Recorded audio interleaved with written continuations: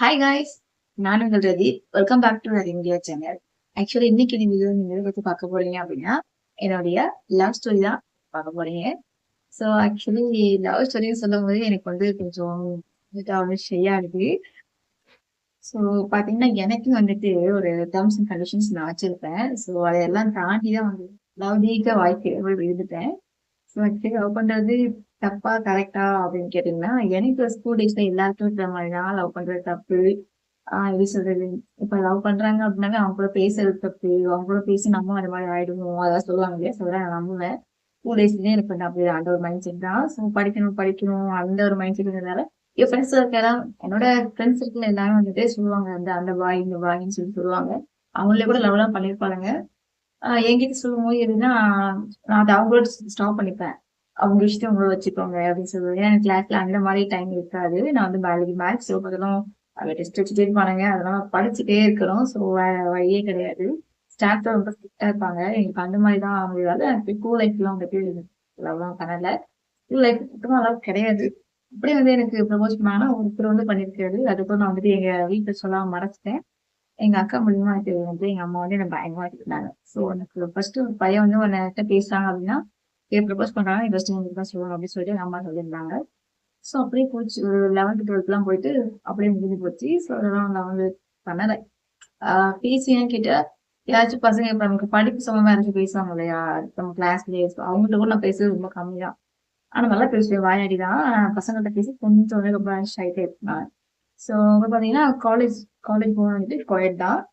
So எப்படின்னா co education இருக்குன்னா அங்க போனாதான் வந்து நான் வந்து மிங்கிள் ஆக பசங்க கூட அப்படின்னு சொல்லிட்டு தான் எங்க மாமா வந்துட்டு சேர்த்து விட்டாரு. என்னோட தாய்மாட என் காலேஜ் தான் சேர்த்து விட்டாரு. வில்லேஜ் தான் 12th வரைக்கும் வில்லேஜ் தான் படிச்சுட்டு இருந்தேன். ஸோ காலேஜ் மட்டும் வந்துட்டு நான் சென்னை போயிருந்தேன். மறைமலை நகர் ஏலம் இன்ஜினியரிங் காலேஜ் தான் நான் படித்தேன். ஸோ அங்க வந்து 2014 எனக்கு வந்து அட்மிஷன் போட்டாங்க. ஜூலைல வந்துட்டு அட்மிஷன் போடுறாங்க. அதுக்கப்புறம் வந்து பாத்தீங்கன்னா ஆகஸ்ட்ல வந்து அந்த காலேஜ் வந்துட்டு எனக்கு கூப்பிட்டுருந்தாங்க. ஃப்ரெஷர்ஸ் டே தான் எங்களை கூப்பிட்டுருந்தாங்க. நல்லா பயங்கரமா கிராண்டா பண்ணிருந்தாங்க. ஸோ அதுக்கப்புறம் நான் ஃபர்ஸ்ட் இயர் வரைக்குமே யார்ட்டுமே அவ்வளோ பேச மாட்டேன். எனக்கு வந்து தமிழ் மீடியத்துலேருந்து நான் போகும்போது இப்போ இன்ஜினியரிங் போது ஃபுல் அண்ட் ஃபுல் இங்கிலீஷ் தானே இருக்கும். ஸோ அதை பார்த்து கொஞ்சம் பயம் போயிட்டு நான் வந்து 24 நேரம் படிக்கிறது 24 ஹவர்ஸும் நான் புக்கில் தான் இருக்கேன். நைட்ல படிப்பேன். நைட்ல தான் தூங்கிட்டு இருப்பாங்க. அப்பப்போ நான் படிச்சுட்டு இருக்கேன். மிட் நைட்டு தேய்வர டைம் மார்னிங் அப்பெல்லாம் வந்து ரொம்ப சிம்பிளான கொஸ்டின்ஸ் தான் இருக்கும். ஆனாலும் உட்காந்து நான் படிச்சுட்டு இருப்பேன். ஏன்னா 4 பேர் வந்து அசிங்க பற்றக்கூடாது, நல்லா படிக்கணும் படிச்சு அப்படிதான் வரணும். எங்க மாமா வந்து மைண்ட் செட் ஃபுல்லாவே படிக்கணும் படிக்கணும் அந்த ஒரு மைண்ட் செட் சொல்லி சொல்லி அமைச்சதால என் காலேஜஸ்ல வந்து ஃபுல் அண்ட் ஃபுல் அப்படிதான் நானு படிக்கணும் படிக்கணும் படிக்கணும் அப்படிதான் இருந்தேன். ஸோ ஃபர்ஸ்ட் இயர் முடிஞ்சதுக்கு அப்புறம் வந்து செகண்ட் இயர்ல பாத்தீங்கன்னா எனக்கு வந்துட்டு பேரண்ட்ஸ் மீட்டிங் வச்சிருந்தாங்க. ஸோ எங்க அம்மா வரும்போது எனக்கு வந்து அப்போ நம்ம வந்து செகண்ட் செமஸ்டர்லயே வந்துட்டு நம்ம டிபார்ட்மெண்ட்குள்ள போயிடுவோம். ஃபர்ஸ்ட் செமஸ்டர் தான் வந்துட்டு எல்லாரும் ஈவனா ஸ்டார்ட் இருப்பாங்க. ஏ செக்ஷன் டி செக்ஷன் அப்படின்னு சொல்லிட்டு. செகண்ட் செமஸ்டர் வந்து அவங்க டிபார்ட்மெண்ட்குள்ள போயிடுவாங்க. டிபார்ட்மெண்ட் பேப்பர்ஸ்குள்ள போயிடுவாங்க.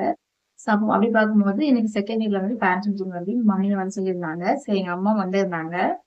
எங்க அம்மா வந்து பாத்தீங்கன்னா எங்க ஹெச்ஓடி வந்துட்டு போயிட்டு எங்க அம்மா கிட்ட சொல்லியிருந்தாங்க. இந்த மாதிரி உங்க பொண்ணு வந்து நல்லா படிக்கிறாங்க. ஆனா எந்த ஒரு பசங்க கூட மிங்கிள் ஆக மாட்டேங்கிறாங்க. ஸோ ஒரு ப்ராஜெக்ட்னு எடுத்துக்கிட்டோம் அப்படின்னாலே அவங்க பசங்க போனாங்க மிங்கிள் ஆகணும் கம்பல்சரி பேசணும் அப்படின்ற மாதிரி சொல்லி அப்புறம் கிளாஸ் பசங்களாம் எனக்கு கலாய்ச்சி அதுக்கப்புறம் எங்க அம்மா வந்துட்டு நிறைய விஷயம் சொன்னாங்க. அப்படின்னா அதெல்லாம் தப்பு இல்லம்மா அப்படின்னு எங்க அம்மா எனக்கு புரிய வச்சதுக்கு அப்புறம் தான் வந்து பசங்களோட பேச தப்பு இல்லை அப்படின்றது எனக்கு தெரியும். அது எப்படின்னா செகண்ட் இயர் தான் அதை நல்லா ஃப்ரீயாவே பசங்களோட பேசவே ஆரம்பிச்சேன்.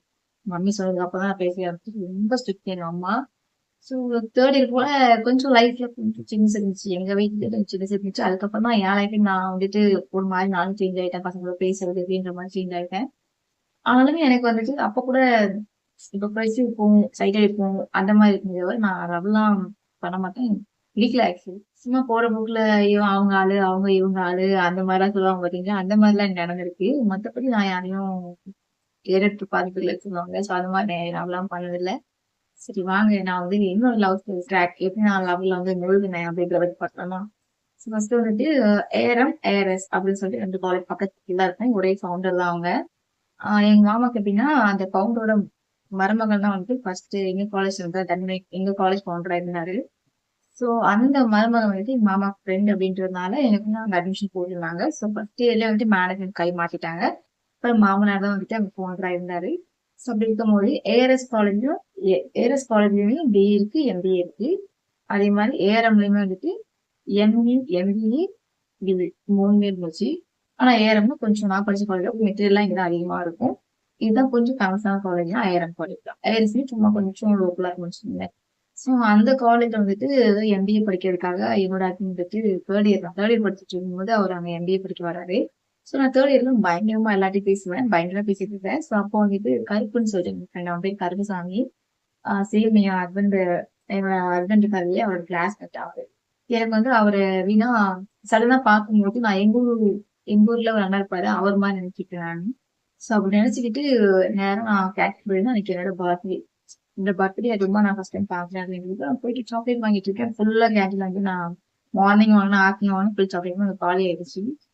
எப்படின்னா இப்ப இந்த மஞ்ச் பல்ப் அந்த மாதிரிலாம் வச்சிருப்பாங்க. ஸோ அது ஃபுல்லாவே காலியானதுனால நான் வந்து ₹5 ₹2 இருந்துச்சு. அது மட்டும் தான் வாங்கிட்டு வந்திருந்தேன். ஸோ வாங்கிட்டு வரும்போது தான் ஒண்ணுதான் என் கையில இருந்துச்சு. வரும்போது கருப்பு வந்து அங்க உட்காந்துட்டு இருந்தாங்க.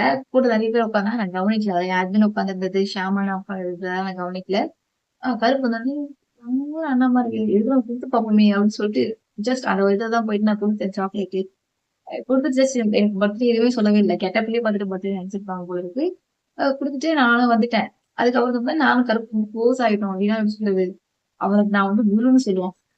பேச கத்து கொடுத்த குரு தான் திலகா அப்படின்னு சொல்லுவான். என்னோட பெஸ்ட் ஃப்ரெண்ட் அவன். இப்பவுமே எனக்கு ஆஃப்டர் மேரேஜுமே எனக்கு என் ஹஸ்பண்ட் தான் ஃப்ரெண்டு. இருந்தாலும் என் பெஸ்ட் ஃப்ரெண்ட் லிஸ்ட்ல வந்துட்டு கருப்பு வந்து எப்பவுமே இருப்பான். ஸோ ரொம்ப நல்லா பையன். அவங்க மூலியமா வந்துட்டு நான் வந்து என் ஹஸ்பண்ட்க்கு என்ன ஆச்சுன்னா, அவன் இத்தனை பேர் உட்காந்துருக்கோம். அந்த பொண்ணு உனக்கு மட்டும் சாக்லேட் வச்சு போதா அப்படின்னு சொல்லிட்டு அவருக்கு கோவம் வந்துச்சு. கோவம் வந்ததும் இந்த பொண்ணு நான் கலெக்ட் பண்ணி காட்டுறேன் பாருடா அப்படின்னு சொல்லிட்டு கருப்புட்டு இருந்து என் நம்பர் வாங்கியிருக்காங்க. ஸோ அதுக்கப்புறம் நாங்க ஃப்ரெண்ட் ஆயிட்டோம். நாங்க நம்பர்லாம் போட்டு பேச ஆரம்பிச்சிட்டோம். அப்போ வந்து கருப்பு கிட்ட இருந்தே உங்க நம்பர் வாங்கி என்ன பண்ணிருக்காங்கன்னா, நான் அப்ப செம காண்டாக்ட் வச்சுக்கீங்களா அந்த டெஸ்ட் அது இதுன்னு வச்சுருப்பாங்களா? அதுல கால் பண்ணதும் ஃபர்ஸ்ட் கால் பண்ணி பேசல. ஜஸ்ட் மிஸ்ட் கால் வருது, மிஸ்ட் கால் வருதுன்னு கட் பண்ணிட்டே இருந்தாங்க. செம்ம காண்டாயிடுச்சு. நானே கால் பண்ணி என்ன பண்ணிட்டேன், உங்ககிட்ட பேலன்ஸ் இல்லையா?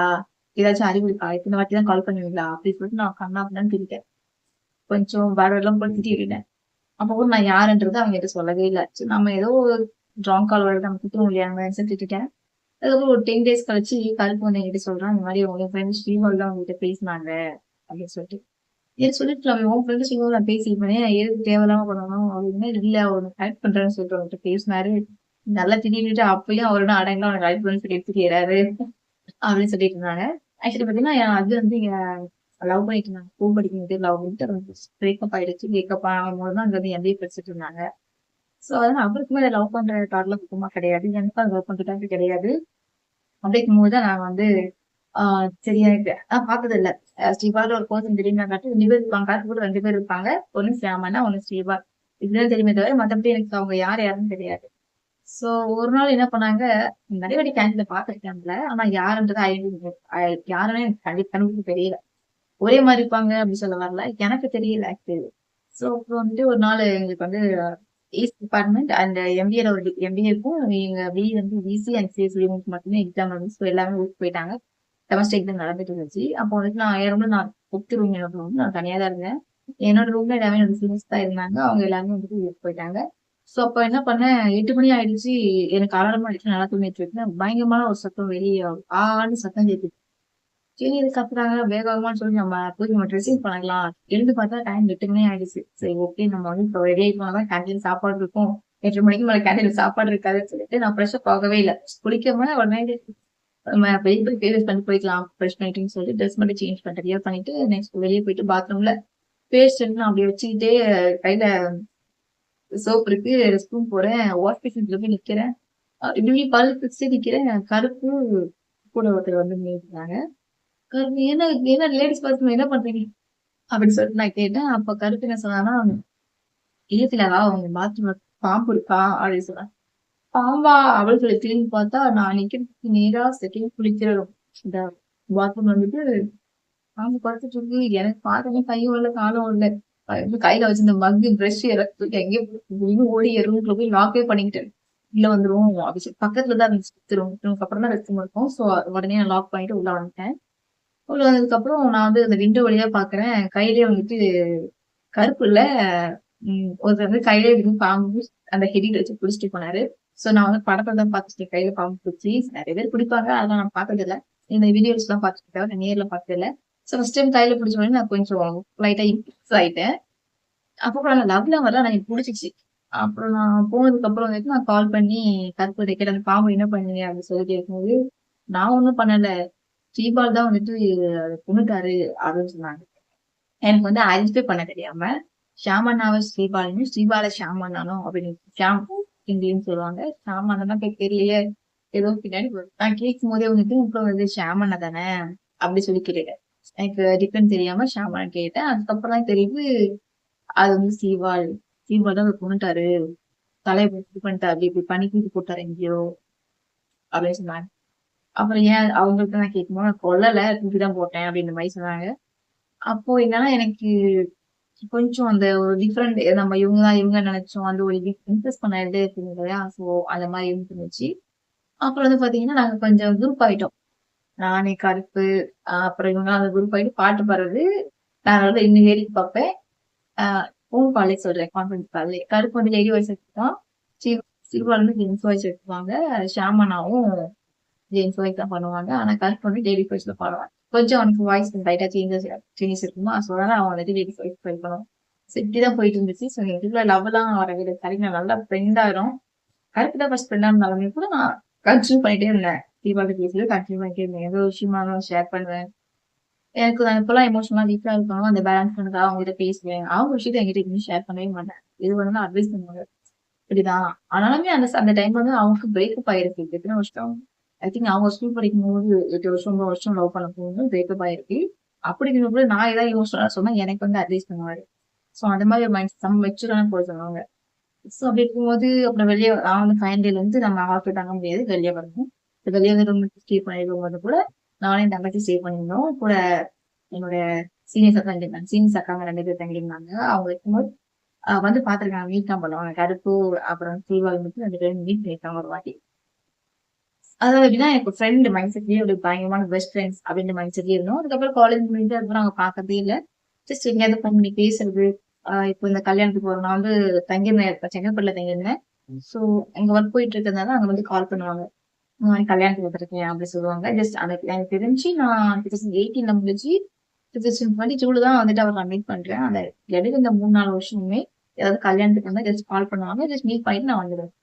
நம்ம ஹோட்டல் போய் சாப்பிடுறது இந்த மாரிலாம் கிடையாது. பார்த்துட்டு நான் அப்படிதான். ஆனா எப்படி சொல்றது? இப்ப ஃப்ரெண்டுன்னா நம்ம அந்த லைஃப் லாங் இருக்கணும் அந்த ஒரு தாட்ல தான் நான் நெறைய பழகிட்டு இருக்கேன்.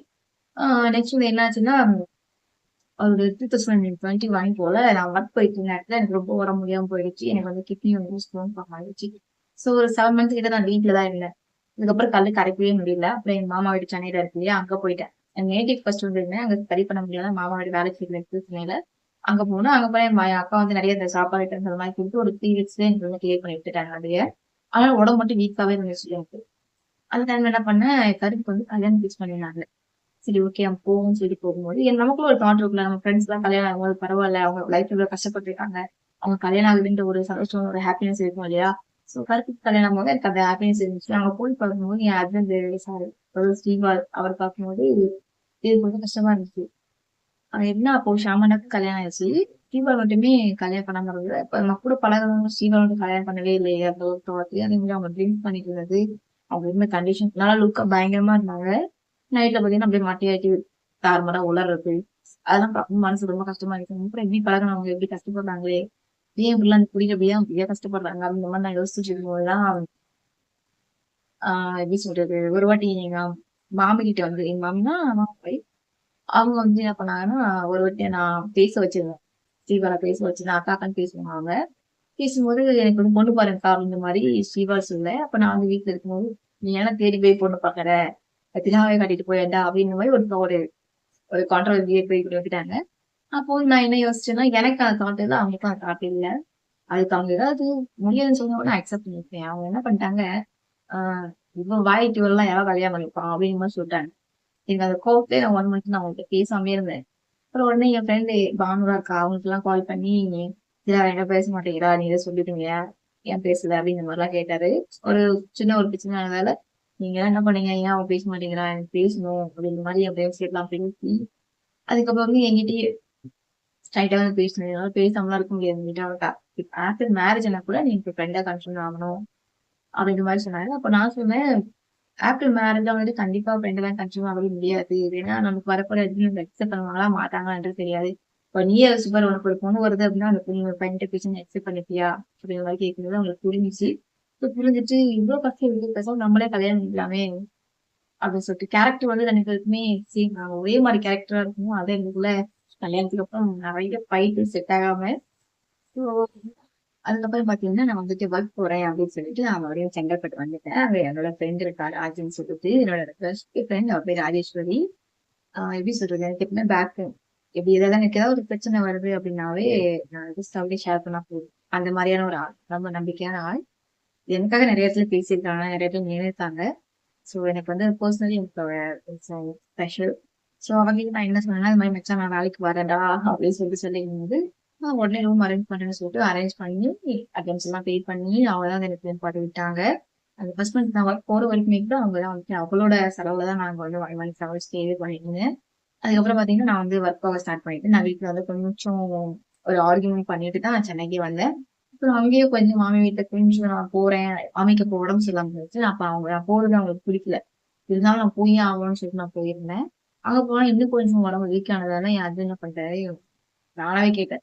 எனக்கு பேசாம அவங்க கூட வந்துட்டா அப்படின்னு சொல்லி மாதிரி கேட்கும்போது அவர் இங்க இருந்து வந்துட்டாரு. ஊர்ல இருந்து சென்னை வந்து ரூம் எடுத்து அவர் ஒர்க் போய் அதுக்கப்புறம் எனக்கு ரூம் எடுத்து கொடுத்து ரெண்டு பேரும் நான் ஸ்டே பண்ண ஆரம்பிச்சிட்டேன். ஸோ அவளும் வேலைக்கு போனா நானும் வேலைக்கு போனேன். சரி மறுபடியும் இருக்க எனக்கு கண்டிஷன் ரொம்ப உடம்பு முடியாம போனதா என்ன பண்ணாங்க, இப்படியே இருந்தா என்ன ஆகுறது, உடம்பு நல்லா தான் கல்யாணம் பண்ணி புள்ள பச்சிக்க முடியும், நீ ஹெல்த்தியா இருந்தா வாழ முடியும் அப்படின்ற மாதிரி அவங்க யோசிச்சுட்டு சரி ஓகே எனக்கு இருந்து வீட்லயே இருந்து நான் பாத்துட்டேன் அப்படின்னு சொல்லிட்டு பொறுமை 5 month நாங்க வீட்டுல தான் ரூம்ல தான் இருந்தோம்.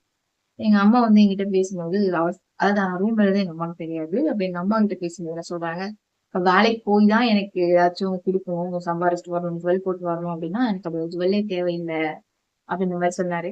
சோ இப்ப கூட ஆஃப்டர் மேரேஜ் எங்க அம்மா சொல்லிதான் சொல்லுவாங்க, அன்னைக்கு அப்படி சொன்னாங்களே இப்ப மட்டும் உங்க வீட்டுக்கு போறது போது கேக்குறாங்களேன்னு மாதிரி சொல்லுவாங்க. சோ மாற்றம் ஒன்றே மாறாதது. எந்த மனுஷன் எப்ப எப்படி மாறுவான்றதே தெரியாது. அது எந்த மட்டும் நான் விரும்பி இருக்கா அவரும் அப்படித்தானே. நல்லா பார்த்துட்டாங்க. பிஃபோர் மேரேஜ் வந்துட்டு சொல்றோம் கொஞ்சம் நிறைய சொல்றோமே நம்ம தூரமா இருந்த ஒரு விஷயம் பார்க்கும்போது அது கிடைக்குமான்றது ஏங்குது. ஸோ பக்கத்துல வரும்போது ரொம்ப அலட்சியப்படுத்தும் இல்லையா. ஸோ இது மாதிரி நாங்க பக்கத்துல வரும்போது எனக்கு நிறைய லவ் ஸ்டார்டிங் நிறைய லவ் இருந்துச்சு. போக போக அது கொஞ்சம் சண்டையா மாறிடுச்சு. அப்புறம் எனக்கு கடைசியில எங்க கொஞ்சம் வீடு வந்து கட்டிட்டு இருக்கிறதுனால காசு தேவைப்பட்டுச்சு. நகையை கொண்டு போய் நாங்க அடகு வச்சுட்டோம். ஸோ ஓகே நம்ம வேலைக்கு போய்க்கலாம், வேலைக்கு போய் காசு கொடுத்துட்டு முடிக்கலாம் அப்படின்ற மாதிரி நான் வந்து வேலைக்கு போக ஸ்டார்ட் பண்ணிட்டேன். ஸோ நான் வேலைக்கு போக ஸ்டார்ட் பண்ணிட்டு இவரோட பிஹேவியர் கொஞ்சமா சேஞ்ச் ஆயிடுச்சு. ஸோ எனக்கு தெரியாம ட்ரிங்க்ஸ் பண்றது அந்த மாதிரி எல்லாம் போயிட்டு இருந்துச்சு. ஸோ அதுக்கப்புறம் பாத்தீங்கன்னா ஒரு ஸ்டேஜ்க்கு அப்புறம் பிரிஞ்சிடலாம் அப்படின்ற ஒரு இதுக்கே வந்துட்டேன். அப்போ வந்துட்டு நான் வந்து ரொம்ப ஸ்ட்ராங்கா இருந்தேன், நான் போறேன் அப்படின்னு சொல்லிட்டு. நீ பண்ணதுலாம் உங்க வீட்டுக்கு போய் அவங்க போட்டு கொடுத்தா நான் போவேன்னு சொல்லிட்டு இவங்க வீட்டுக்கு வந்து இவங்க மம்மி பார்த்து நான் போட்டு தான் போனேன். ஆனா அந்த சர்க்கிளை பொறுத்த வரைக்கும் நான் வந்து இவங்களுக்கு என்ன கூத்தாடி கெஞ்சி மன்றாடி இவங்க புருஷனை கல்யாணம் பண்ணிட்ட மாதிரி இதெல்லாம் வந்து பேசினாங்க. பட் அதெல்லாம் உண்மையே கிடையாது. முழுக்க முழுக்க எனக்கு வந்து நான் விருப்பமே இல்லை. வீட்டு போயிடலான்ற ஒரு ஏன்னா எனக்கு அவ்வளோ ஃபைட், அவ்வளோ வார்த்தைகள், அவ்வளோ ஹர்ட்டிங், அவ்வளோ அடி. எனக்கு இதெல்லாம் பார்த்துட்டு எனக்கு வாழணும்னு தோணல. ஓடி ஓடிதே கல்யாணம் இன்னொரு லைஃப் அமைச்சுக்கணும்னு தோணல. இந்த லைஃபே போகும், இதுக்கப்புறம் வேற லைஃப் வேண்டாம், நம்ம ஒர்க் நம்ம மட்டும் நம்ம ஜாலியா வாழ்ந்துட்டு போயிடலாம், தின்னுட்டு தூங்கிட்டு வேலைக்கு போயிட்டே இருந்துடலாம் அப்படின்ற மாதிரி நான் யோசிக்க ஆரம்பிச்சிட்டேன். ஸோ அப்ப அது வந்துட்டு ஒரு ஒரு 1 month டைம் கொடுத்தாங்க எனக்கு. நீ போ தனியா போ, உங்க வீட்டு நீ பாரு அப்படின்னு டைம் கொடுத்தாங்க. அப்ப சேம் என் ஃப்ரெண்ட் ராஜி இருக்காரு, அவன் அங்கதான் எங்க போனாலும் ஒரே பற்றி ஒரு மத்த மாதிரி அவன் எங்க இருக்காலும் அங்கதான் நானே இருப்பேன். ஸோ அந்த டைம் நான் கூட போயிட்டு ஒரு 1 month நான் வந்து ஸ்டே பண்ணியிருந்தேன். ஸோ ஸ்டே பண்ணும்போது எனக்கு நிறைய விஷயங்கள் அப்போ வந்து தெரிய வந்து சுத்தி இருக்க யாரும் வந்துட்டு நல்லா கிடையாது. எல்லாருமே வந்துட்டு நம்ம சுத்தி சரௌண்டிங் பார்க்கணும், எங்க இருந்தாலும் சரௌண்டிங் பார்க்கணும். ஸோ ஒவ்வொருத்தவங்களையும் ஒவ்வொரு கேரக்டர் இருக்கும், ஒவ்வொருத்தவங்களையும் ஒரு தப்பு இருக்கும். ஸோ அந்த தப்பை நம்ம திருப்பி அக்செப்ட் பண்ணிட்டு தான் ஒரு வாழ்க்கை நம்ம வாழ முடியும் அப்படின்றத நான் அக்செப்ட் பண்ணிருக்கேன். ஸோ நிறைய பேர் நான் பார்த்திருக்கேன். இப்போ நான் வந்து கழட்டிட்டு போற பசங்களையும் பார்த்திருக்கேன். ரெண்டாயிரத்து கழட்டிட்டு போற பசங்க அப்ப நியூஸ்ல கூட நம்ம பார்க்குறோம். அப்படியே அது வந்து ஸ்ட்ராங்கா இன்னாரு நான் கூட இருக்கேன், நான் உங்களை கல்யாணம் பண்ணிப்பேன் இந்த மாதிரி இருந்தாரு. என்னை அடிச்சது கூட என் நீ போகக்கூடாது அப்படின்னு சொல்லி என்ன அடிச்சாரு. எனக்கு அந்த அடிதான் எனக்கு வந்துட்டு போகணும்னே தோணுச்சு. இப்படி நடிச்சுட்டு எதுவும் எப்படி இருக்கவே மாட்டேன் இந்த மாதிரி நான் இருந்தேன். அதுக்கப்புறம் புடிச்சு ஓரளவுக்கு எல்லாமே சமாதானம் ஆகி அதுக்கப்புறம் நாங்க மிங்கில் ஆரம்பிச்சோம். ஜஸ்ட் வந்த கடல் பெருசு இது மாதிரி நான் வந்த ஒரு 1 வீக்லயே பாத்தீங்கன்னா ஜஸ்ட் 1 வீக் 10 days தான் அங்க இருந்திருக்கோம். அதுக்கப்புறம் ஆடி மாசம் திருவிழா, அங்க இன்னொரு திருவிழா, இந்த திருவிழான்னு சொல்லிட்டு நான் கிளம்ப ஆரம்பிச்சுட்டேன். ஆனா அந்த 1 வீக்ல வந்துட்டு எனக்கு வந்து பேபி வந்து ஃபார்ம் ஆயிருக்கு. எனக்கு அது தெரியல. நான் ரொம்ப டயர்டா இருக்கேன். இருக்கிறது ரொம்ப டயர்டா இருந்தேன். நான் கோயில் கூட ஸ்டெப்ஸ் ஏறி தான் சுத்திட்டு இருந்தேன். நிறைய வேலையும் செஞ்சாங்க வந்துட்டு. எங்க மாமா பெரிய வீடு, அங்க மாமிக்கு ஹெல்ப் பண்றது, அவங்க சமைச்சிட்டு இருப்பாங்களா, நான் தான் பண்ணுவேன், நான் தான் பண்ணுவேன்னு சொல்லிட்டு இந்த மாப் போடுறது, ஏன்னா பெரிய வீடா துடைக்கவே எனக்கு ரொம்ப இஷ்டமா இருக்கும். ஸோ அதனால ஆமா வேலை செய்ய இஷ்டமா இருக்குன்னா எனக்கு கொஞ்சம் கிளீன் பண்றது பிடிக்கும். அது ஸ்பூன் ஆகட்டும், ரூம் ஆகட்டும், கிளீனா வச்சுக்கணும் அப்படின்ட்டு எனக்கு ஆசை. ஸோ நல்லா பண்ணேன். வேலைலாம் பார்த்துட்டு இருக்கும்போது ஃப்ரெண்ட்ஸ் வந்து படுக்கிறேன். டீ குடிச்சிட்டு கூட தூங்கிட்டேன். டீ குடிச்சிட்ட கூட நான் ஃப்ரெஷ்ஷப் ஆகலாம் தூங்கிட்டேன். அப்புறம் மென்சஸ் வரலையேன்னு சொல்லிட்டு கால் பண்ணி சொல்லிட்டு நான் ரூமுக்கு போறேன். அவர் வந்துட்டாரு. வந்துட்டு ஒரு 5 டேஸ் ஆகுது. ஒண்ணும் இல்லப்பா நீ நீ செஞ்சுட்டு இன்னைக்கு திசிட்டு வந்ததெல்லாம் உனக்கு அந்த மாதிரி கிடையாதுப்பா. வராம இருந்திருக்கும் அப்படின்னு சொல்லிட்டு இது வந்து மைனஸ் பண்ணிக்கிட்டாரு. சரி ஓகேன்னு சொல்லி ஒரு 4 டேஸ் 5 டேஸ் நான் வெயிட் பண்ணிட்டேன். அதுக்கப்புறமும் எனக்கு வரல. ஸோ என் ஹஸ்பண்ட் கிட்ட பேசி இல்லைங்க நம்ம செக் பண்ணுவோம் அப்படின்னு சொல்லிட்டு நான் சொல்லும்போது அவர் வாழ்ந்தாரு. இங்க செக் பண்ணும்போது எனக்கு கன்ஃபார்ம் ஆச்சு. கன்ஃபார்ம் ஆன அடுத்த நாளே வந்துட்டு ரொம்ப வாமிட்டு மயக்கமாகி முடியாம போய் அந்த ஃப்ளூயிட் வந்து கம்மியாகி ஹாஸ்பிட்டல் போயிட்டு எனக்கு ட்ரிப்ஸ் போட்டு அப்படிதான் நான் வந்து கொஞ்சம் தேர்ந்தேன். சாப்பிட முடியாது. ரொம்ப வாமிட் இருந்தனால ஸ்டார்டிங்கே ரொம்ப முடியாம போச்சுங்க. ஒரே நாள்ல கன்ஃபார்ம் ஆன அடுத்த நாளே நான் படுத்துட்டேன். உடம்பு முடியாம போச்சு. அவ்வளோ இதுவா இருந்துச்சு எனக்கு. ஸோ அதுக்கப்புறம் பாத்தீங்கன்னா நாங்க அங்கேயே மேரேஜ் பண்ணிக்கலாம்ன்ற ஒரு தாட்ல தான் இருந்தோம். கால் பண்ணி உங்க வீட்டுல பேசும்போது மாமியார் என்ன சொல்லிட்டாங்க, இல்லப்பா அப்படி ஆயிடுச்சு நம்ம கிராண்டா தான் பண்ணி ஆகணும். எனக்கு வந்து கிராண்டா பண்ணுறதுக்கு ஆசைப்பா அப்படின்னு சொன்ன வந்து அவங்க அங்க இருந்து வந்து அவங்க அவர் வச்சிருந்த காசெல்லாம் போட்டு இங்க இருந்து கிராண்டா மேரேஜ் பண்ணி வச்சாங்க. ஸோ அது கூட எங்க வீட்டுல நம்ம இப்போ ஒரு பொண்ணு வந்து மாசமாயிடுச்சு அப்படின்னா அவங்க வீட்டுல எவ்வளவு அசிங்கமா இருக்கும்ன்றது தெரியும். அது நான் வந்து வளர்ந்த வரையுமே கொஞ்சம் வேற. வந்து ஸ்கூல் படிக்கும்போது சைக்கிள் எல்லாம் ஒரு தெரியாது, நடந்துதான் போயிட்டு இருப்பேன். ஒரு 5 கிலோமீட்டர் 6 கிலோமீட்டர் வச்சுங்களா, அவ்வளவு தூரம் நடந்துதான் போயிட்டு இருப்பேன். அப்போ வந்து யாராச்சும் லிஃப்ட் கூட நான் ஏற மாட்டேன். இந்த வீடியோ இப்போ உங்களுக்காக யாராச்சும் பார்த்தாங்கன்னா நான் அப்படியே கமெண்ட் பண்ணுவாங்க, இதெல்லாம் உண்மைதான் அப்படின்னு சொல்லிட்டு. நான் வந்து யாரோட பைக் வயசானாலும் சரி, சின்னவங்க பெரியவங்க யாரோட பைக் ஆகட்டும் சைக்கிள் ஆகட்டும் நான் ஏறவே மாட்டேன். அது ஷை டைப் மட்டும் கூட எனக்கு கொடுத்தது அப்போ நான் என் போகணும் அந்த மாதிரி ஒரு ரொம்ப ஒரு மாதிரி ஆயிட்டு பேசாம அந்த மாதிரி டைப் நானு. ஸோ அந்த மாதிரி ஒரு பொண்ணு வந்து இப்போ மாசமாயிட்டு கல்யாணம் பண்றது அவங்களுக்கு எவ்வளவு பெரிய அசிங்கத்தை நான் கொடுத்துருப்பேன். முழுக்க முழுக்க என்னோட செல்ஃபிஷ் நான் என்னோட லைஃப் மட்டுமே பார்த்து மத்தவங்களை யோசிக்காம, பேரண்ட்ஸ் யோசிக்காம, என் கணவன் யோசிக்காம, மாமியை யோசிக்காம, எனக்கு இப்படிலாம் பார்த்துருப்பாங்க இப்படிலாம் வளர்த்துருப்பாங்க அவங்கெல்லாம் யோசிக்காம நான் அப்படி ஒரு கன்றாவியான விஷயத்த பண்ணேன். ஸோ எனக்கு வந்து குழந்தைன்றது பெரிய விஷயம் தான். பட் கல்யாணத்துக்கு முன்னாடி மாசம் மாதிரி நான் சினிமா தான் பார்ப்பேன். இப்போ வரைக்கும் அது எனக்கு அசிங்கமா தான் நினைச்சிட்டு இருக்கேன். அது வந்து நிறைய வாட்டி நான் சொல்லுவேன், தப்புதான்ப்பா தப்புதான்ப்பா சொல்லிட்டு. அப்புறம் பொறுத்த வரைக்கும் என்னன்னா நம்ம இருந்து தானே போயிருந்தோம், இருக்கும் போது சட்டனா இப்படி ஆயிடுச்சுப்பா, அதையா நீ யோசிக்கிறா, அப்ப நீ லிவிங்ல சப்போர்ட் கேள்வியா அப்படின்னு சொன்னாங்க. எனக்கு பொறுத்த வரைக்கும் அந்த லைஃப் ஸ்டைல நாங்க சென்னை போனதால அங்க என்ன லைஃப் ஸ்டைல் இருக்குதோ அந்த பார்த்து நிறைய மைண்ட் செட் மாறி இருக்கலாம். பட் ஸ்டில் எனக்கு பொறுத்த வரைக்கும் தப்பு அப்படின்றத மைண்ட் சொல்லிட்டே இருக்கு எனக்கு. ஸோ இன்னொரு இதுக்குமே கூட தம்பி வந்து சொல்லலாம் அப்படின்னு இவ்வளவு விஷயம் இருந்துமே கூட எங்க வீட்டுல வந்துட்டு மேரேஜ் எல்லாம் வர்றதுக்கு அவங்க ரெடியாவே கிடையாது. இவங்க வந்து கிராண்டா பண்றாங்க, செலவு பண்றாங்க, என் வீட்டுல ஒரு செலவு பண்றாரு, என் வீட்டுக்கு வந்து கலந்துக்கலாம், இது எப்படி இருக்கும் அப்படிங்கிற மாதிரி நான் தான் வந்து அவங்க கன்வின்ஸே பண்ண ஆரம்பிச்சேன். வாமா அப்படின்னு சொல்லி நான் ப்ளீஸ் கன்வின்ஸ் பண்ணி எனக்காக தான் வந்தாங்க. நான் மாசமா இருக்கேன் மனசு அவுட் ஆயிடக்கூடாதுன்றதுக்காக தான் கஷ்டமா அவங்க வந்தாங்களே. ஸோ நெக்ஸ்ட் வந்து வளகாப்பு பண்ணிட்டு எங்க மம்மி வரல, எங்க டேடி வந்தாங்க. சர்ப்ரைஸ்ன்றதால மேரேஜ் வாங்கினேன் வளகாப்பு இவங்க வந்திருந்தாங்க. அவர்ல என்ன முடியுமோ அவர் பண்ணிட்டு தான் போனாரு. இப்போ நான் வந்து மாசம் ஆயிட்டு லவ் மேரேஜ் பண்ணாலுமே எங்கேயுமே நான் வந்து கடவுள் கஷ்டப்படுத்துவேன். ஏன்னா தப்பு நான் உணர்ந்துட்டேன் அப்படின்றதால தான் கடவுள் கஷ்டப்படுத்துறேன் அப்படின்றது நான் நினைக்கிறேன். தப்பு பண்ணாதவங்க இந்த உலகத்துல யாருமே இல்லை. அவங்க தப்பு அவங்களே ரிலீஸ் பண்ணி அவங்களே அவங்க மன்னிச்சுக்கணும். இதுதான் என்னோட ஸ்டேட்மெண்ட். எங்களோட லவ் ஸ்டோரி எப்படி இருந்துச்சு அப்படின்றத மறக்காம கமெண்ட்ல சொல்லுங்க. ஆக்சுவலி ஒன்றும் கிடையாது, இன்னுமே பெருசா போகும் ஸ்டோரி சொன்னா வச்சுக்கீங்க அவங்களுக்கு போர் அடிக்கும், இதே பயங்கர போர் அடிக்கும். அதெல்லாம் நான் ஃப்ரெண்ட்ல இருந்து எல்லாரும் எப்படி கன்வெர்ட் ஆனேன் அப்படின்றத அதை சொன்னேன். சரிங்களா, முழுக்க முழுக்க இதுல ஃப்ரெண்ட்ஷிப் மட்டும் தான் இருக்கும். நாங்க ஃப்ரெண்ட்ஷிப் டே தான் வந்தா நாங்க 2 பேருமே வந்துட்டு சொல்லிப்போம் ஃப்ரெண்ட்ஷிப் டே அப்படின்னு சொல்லிப்போம். எனக்கு இந்த ஆனிவர்சரி தான் வந்தா கூட இப்ப ஆனிவர்சரி வருது, எனக்கு அது கூட பெருசா தெரியாது. அப்படி சொல்லிட்டு ஃப்ரெண்ட்ஷிப் டே தான் எனக்கு இப்போ வரைக்கும் பெருசா தெரியும். நாங்க ஃப்ரெண்ட்ஸ் இல்லையா சொல்லலாம் என்ன தெரியும். எனக்கு ஃபர்ஸ்ட் ஆனிவர்சரி வரப்போகுது, நவம்பர் 10 ஃபர்ஸ்ட் ஆனிவர்சரி வரப்போகுது. ஸோ நான் என்ன கிஃப்ட் கொடுக்கலாம் அப்படின்றத யாருக்காவது தெரிஞ்சா மறக்காம கமெண்ட் சொல்லிட்டு போங்க. பெருசா அவருக்கு இது வாங்கி கொடுத்து கிடையாது, ட்ரெஸ் வாங்கி கொடுத்துருக்கேன், மற்ற இது வாங்கி கொடுத்தது கிடையாது. எனக்கு தான் அவர் நிறைய வாங்கி கொடுத்துருப்பாரு, நான் அவருக்கு எதுவும் வாங்கி கொடுத்ததே கிடையாது. ஸோ ஏதாவது ஸ்பெஷல் என்ன கொடுத்தா இம்ப்ரெஸ் ஆவாரு அப்படின்றது மறக்காம கமெண்ட் சொல்லிடுங்க. எனக்கு இம்ப்ரெஸ் தான் பண்ண தெரியாது, நான் இம்ப்ரெஸ் ஆயிருக்கேன், நிறைய எனக்கு சர்ப்ரைஸ் பண்ணுவாரு.